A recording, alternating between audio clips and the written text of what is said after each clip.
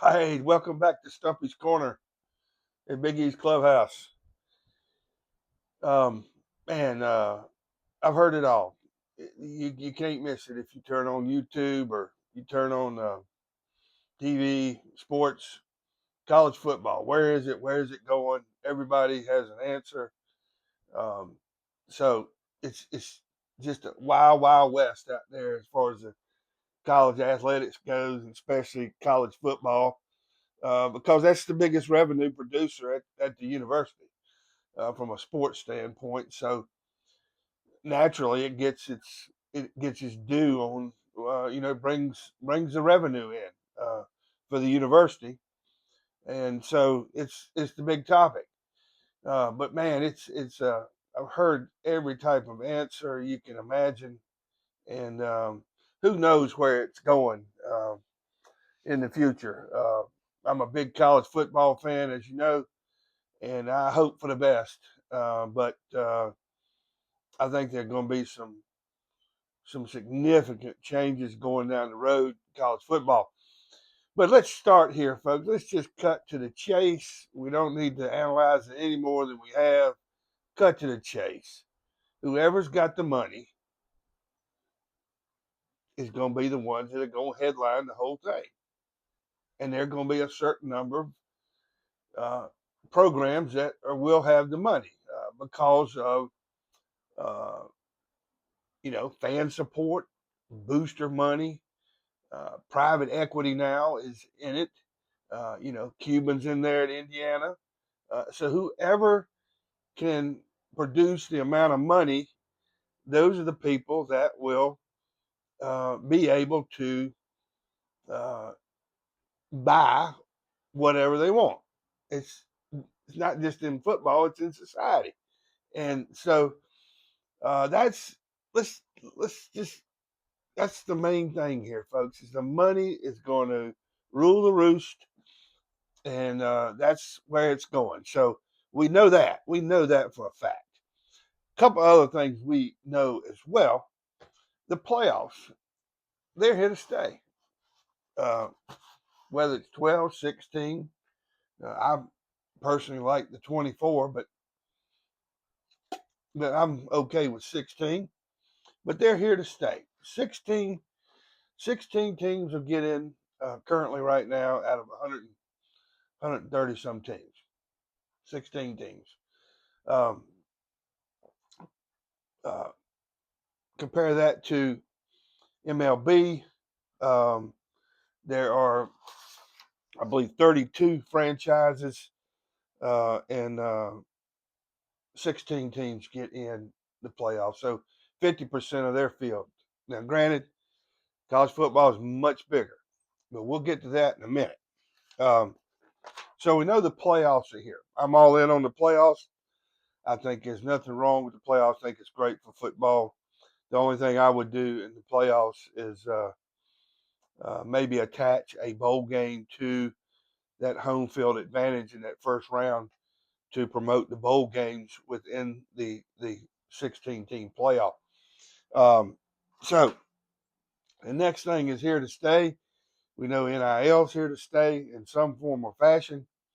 And again, with the NIL, the guys with the money are going to be able to spend the most during that time when it NIL strikes, and they'll be able to pay the players. So it's here to stay. You can cap it all you want. You can put restrictions on it if you want. Fine, don't care. But I'm gonna tell you, there's always money under the table, over the table, inside the table, through the drive-through, a drive-by at the car wash. So the money's still going to be flowing, no matter if you put restrictions on it or not. And who's not going to take it if it's handed to you? So that's here to stay. Big money guys, uh, they got it. They're in charge of the NIL. Transfer portal is here to stay. There's no question that I believe there should be at least one transfer that you can allow a kid to go. He may not fit in, he may not get any playing time, um, but I think is at least one transfer is allowed. After that, it's like anything else. You know what? You made one mistake. You went to the wrong school. We're going to allow you to make amends for that and try to find your path of where you want to be. And so that one-time rule where you can transfer uh, like it is now, but after that, if you transfer, there are requirements that are going to have to happen in order for you to transfer. Old days, you had to sit out a year, and you certainly had to have an academic standard before you can apply or even get considered to transfer because your academics were a huge part of it. I don't know what that is now. I doubt there's any requirements. It seems like so. It's here to stay, but I would put one time rule where you could transfer. The other thing we know, bowl games are going to stay in some form or fashion. Like I said earlier, I think if you have a 16 team playoff, there are 16 bowl games that could align with those games, whether it's a home game in the first round or whatever. I think a bowl game should be applied to each one of those playoff games to help boost the bowl games. If you watch the bowl games this year, uh, very few of them had much attendance, and they really didn't have any meaning. Whereas before, bowl games used to be a tremendous reward for a good season. Now with the NIL and the portal and whatnot, way it's scheduled, the opt outs, people leaving. A lot of those teams had to play second, third string players, which is good, only to give them some experience. But the bowl games need help. If we want to keep them around, they need help, and I think they ought to be a part of the playoff system. Um, so the other thing about bowl games too that might just throw it out there is maybe give a stipend, a small stipend to the players other than a gift bag from the corporate sponsors. Um, but I think that the bowl games will be enhanced being in the playoffs. I'll add something to the bowl games here in a minute. Uh, but what I wanted to really talk about is, do you think there's a possibility that the college football will have franchises? Now, you might look at me and go, man, that's the dumbest thing I ever heard. Well, NBA a franchise, NFL's a franchise, MLB has franchises. How about college football? Relates back to money. So if I can see this going to a smaller group of programs who have the money and have the backing where you could go to franchises in college football. Let's just look at um, uh, the Atlanta Braves, for example. Uh, they have a AAA affiliate in Gwinnett. They have a AA affiliate in Columbus. They have a high A, single A, in Rome, and then they have a single A, a lower level in Augusta. So all four of those affiliates are in the state of Georgia, and they all come under one umbrella, and it's the Atlanta Braves franchise. So all their money is pooled into one area. Okay, all the money that comes into the Braves organization will funnel down somewhat to those other pieces in the AAA, AA, and single A divisions. All of them have playoffs and championships in every one of them, AAA all the way to single A. Okay? Just hear me out on this. Let's take Georgia, for example. Georgia, let's say Georgia wanted to franchise. They were one of the big money programs out of a certain number. And remember, in baseball, I believe it's 32 teams. We've already proven in the college football playoffs by the number that they're throwing out that 16 might be the most we ever have. Uh, so there's 32 teams in baseball, 16 teams in the playoffs, about half. There's 30. Let's say there's 32 teams in college football, and then 16 teams will get into the uh, playoffs. All right, let's take Georgia. All right, their AAA squad, just throwing it out there. Kennesaw State affiliate is affiliate with the Georgia Bulldogs, AAA. Double A affiliate is Georgia Southern. High A is Mercer, and single A is Georgia State. So all the money is funneled into the Georgia Bulldog franchise, okay? Through Georgia State, Mercer, Georgia Southern, and Kennesaw State. They all pool their money and they bring it all into this one franchise, okay? So there's a stockpile full of money right there. I can tell you that. And they can spend it however they want and regulate it how it's going to be distributed throughout the programs. So, uh, what do you think? It's a franchise. Let's just say take Alabama for example. You got Jacksonville State. You got um, Troy. You got who else is in Alabama? South Alabama. You got Alabama A&M. So could they franchise and pool all their money to come up with a franchise that would fit, let's just say, in a 32 team league, um, just like the MLB has? It's a very interesting thing about it. The other thing too with that is, let's say you have a marginal player in high school, let's say he's a 2A player, and he's not quite good enough yet to play at Georgia. Okay, but he could go down and develop either Kennesaw or Georgia State, Mercer, whatever the level is. Go down and develop, and have a process where he works up to play for University of Georgia. In that, the Georgia program head coach or GM, if they have one, I don't think they have one yet, or athletic director, whoever, they put in process of what these kids are taught in these affiliate programs.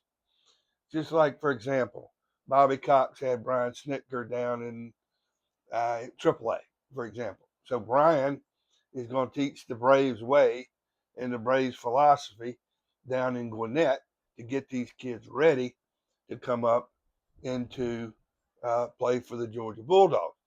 I'd also get rid of the red shirt as well. So you can funnel kids into your franchise at some university that's an affiliate with the major brand, which is the Georgia Bulldogs. You would have a coaching philosophy embedded into all those programs. You would have Kirby Smart, for example, could put, let's just throw it out there, Mike Tomlin. If he wanted Mike Tomlin in his program, he could say, let's go down to my AAA affiliate, Kennesaw State, and be the head coach. So you have a coaching tree process. You have a player development process within that franchise and that brand. So it all goes back to the money. So if somebody wanted to start a franchise group of a 32 team league, all right, here's the amount of money that you have to buy a franchise. This is what we figured out what it would take to be a part of this. And so every university that's out there, 130 some teams, have the right to go see if they can produce a franchise to be part of this 32 team league. Okay? Those who cannot do that, then they would fall into another division. Right now we have Division One, Division Two, Division Three, blah blah, on down, and they have playoff systems as well. So the other teams would fall down into a different division depending on what they can produce from a financial standpoint, and create their own league and recruit there as well.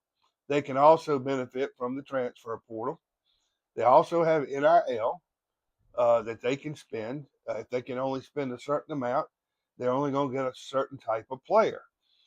So, and within those divisions, let's say, for example, you got Memphis, Navy, North Texas, some of those teams who couldn't fit into this 32 team franchise league, then they would go down and they would play in uh, another league, so to speak, Division 1A or whatever you want to call it.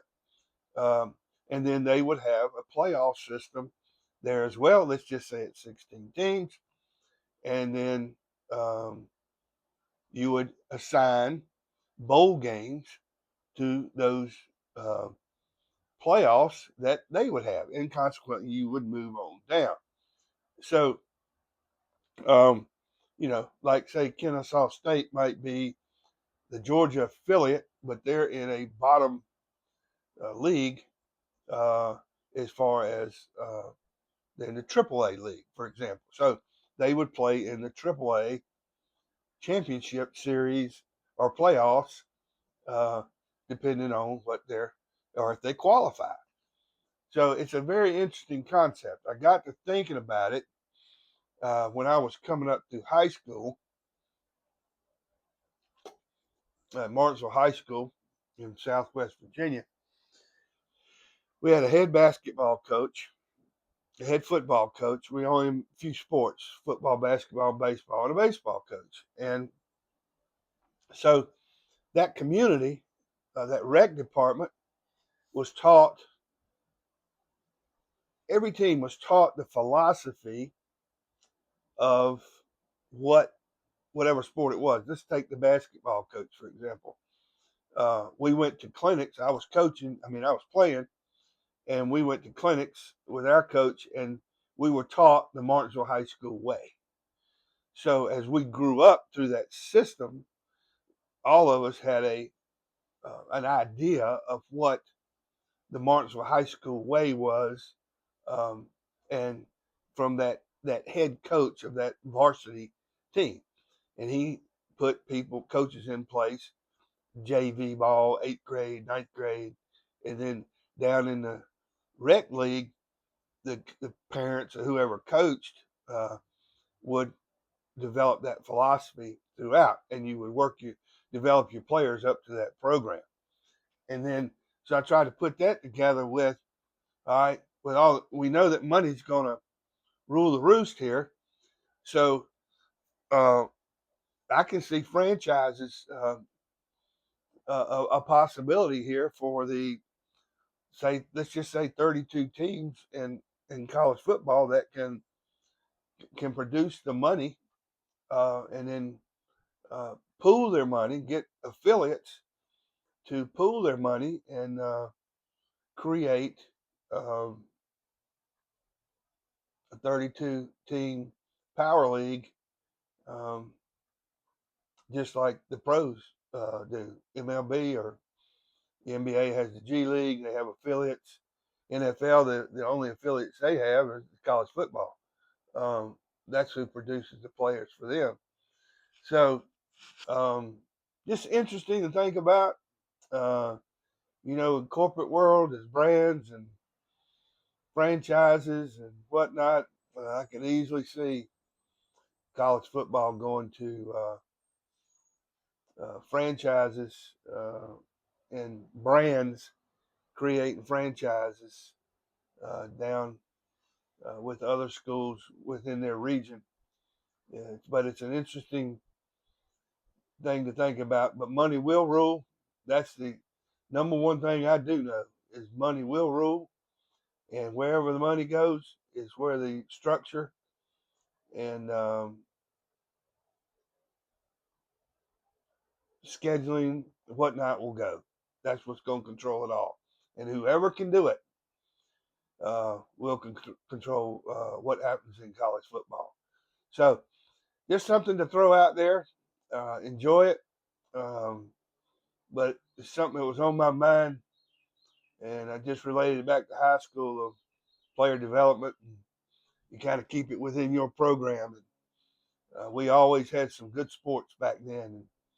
And, with ticket prices getting high and tailgating getting expensive, and the money is going to run out for a lot of programs, and they're not going to be able to afford to keep up with the Joneses, and they're going to have somewhere to go because there still will be a lot of support for those programs, and so I hope it all works out. Big college football fan, and let's see what happens. But something to think about: franchises in college football for college football programs.